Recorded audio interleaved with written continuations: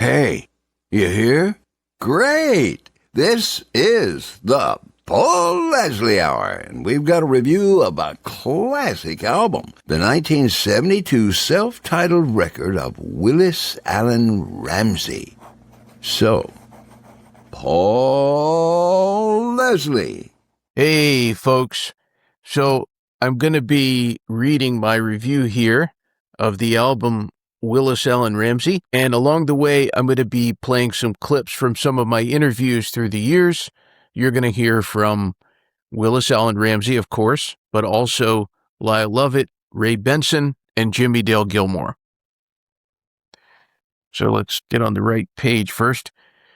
Willis Alan Ramsey. He'd be one of the more intriguing singer-songwriters I've come across.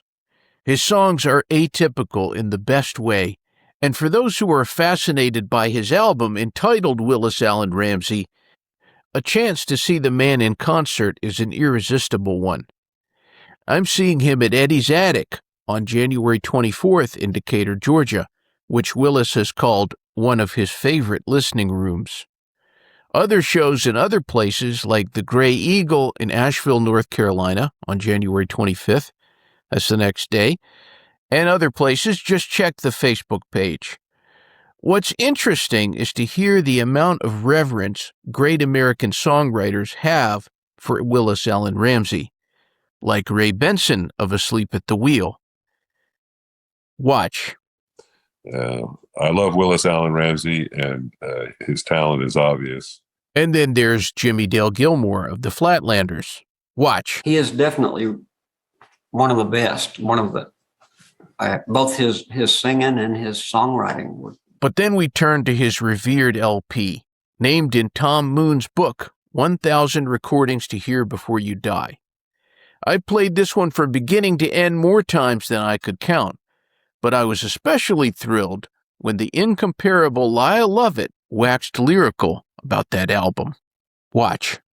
And Willis's record just was such an amazing, I mean, those are such amazing songs. And as I started to learn about Willis, I just couldn't believe that the record came out in 1972 when he was 21 years old, which meant he had written those songs, before that. He wrote those songs before he was 21. And to have such a work be released by such a young artist, I thought was just a tremendous accomplishment. But his young age aside, his youth aside, it is just a classic piece of work that is timeless in my view, and holds up, and it holds up all these years later, just like it did on the first listen for me. The first thing that occurs to me is how offbeat the songs are. The album begins with the Ballad of Spider John, which is interesting. It is the first song that Jimmy Buffett recorded that Jimmy didn't write, commenting that Willis was one of the best writers I have ever known. I've got a lot of rare interviews in the archive, and among the prized is with Willis Alan Ramsey himself. I told him about one time I listened to the song repeatedly when I was feeling more than off, and asked him about the song. Listen. In the story of your song, The Ballad of Spider John, I've always wondered what inspired that song. Oh, wow. Well, there are two things mainly. My first real romance was kind of a big deal in high school with my sweetheart and all. So that was one influence. And I also kind of wanted to write a ballad about this loser kind of guy, which was me at that time, since that's the way I felt. Must have done something to blow the relationship. It's one of the best characters in a song. The opening line, the ending, there's no waste. Great line after great line, like, thought I'd found the life to suit my style. You don't know if you can trust Spider John, but you can't look away. Then there's Muskrat Candlelight, a song far more elegant than people give it credit for. Susie and Sam are sung about with tenderness. The big recordings by America and the Captain and Tennille are great to listen to, but the original by Willis is where it's at. You'll even hear the subtle sound of Levon Russell playing vibes. Geraldine and the Honeybee shows just how magnified Willis Alan's imagination is. Yes, it's all from the bee's perspective. At this point, you may be thinking, muskrats? Honeybees? What's the theme here? Willis explained. Listen.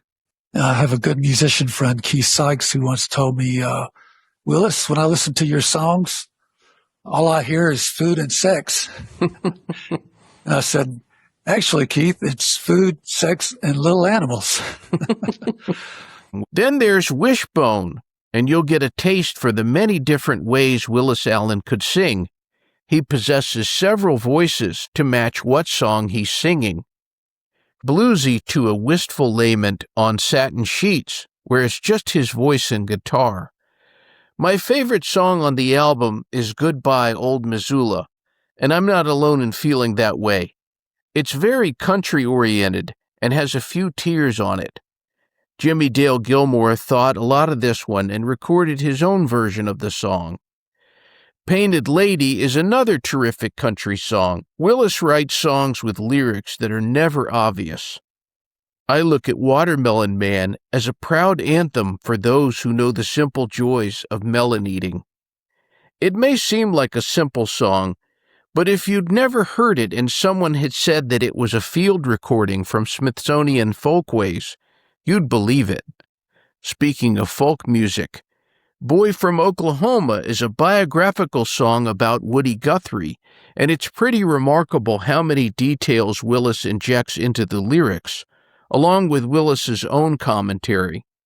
The narrator's appearance in the song almost makes it gonzo journalism. I suspect Woody Guthrie would have probably been pretty tickled by the cleverness of this one. The most seemingly personal song on the album is the romantic Angel Eyes, which has Willis on guitar, accompanied by just a cellist.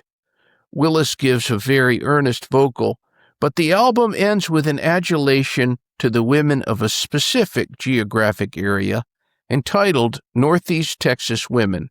It leaves the listener with a smile. You get a sense that this Willis Alan Ramsey just doesn't think like other writers.